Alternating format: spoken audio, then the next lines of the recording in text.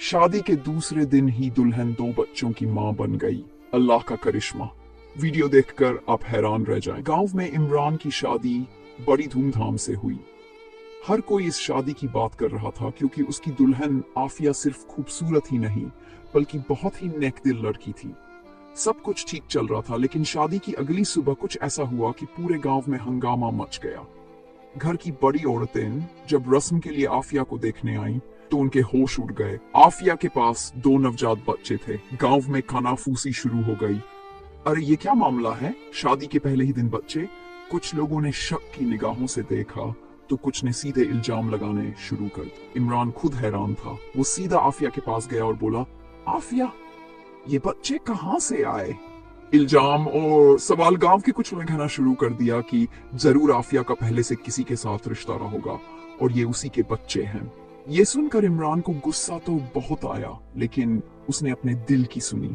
उसे आफिया पर भरोसा था। उसने ठान लिया कि जब तक सच्चाई सामने नहीं आ जाती तब तक कोई फैसला नहीं करेगा। आफिया रोने लगी। उसने कहा, अल्लाह गवाह है, मैंने गुनाह नहीं किया। मुझे खुद नहीं पता कि ये बच्चे यहाँ कैसे आए। लेकिन गांव वाले मानने को तैयार नहीं थे। इमरान ने तय किया कि अब इस मामले में गांव के मौलवी साहब से सलाह लेनी चाहिए।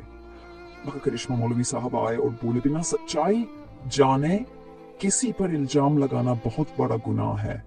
अल्लाह हमेशा हक दिखाता है।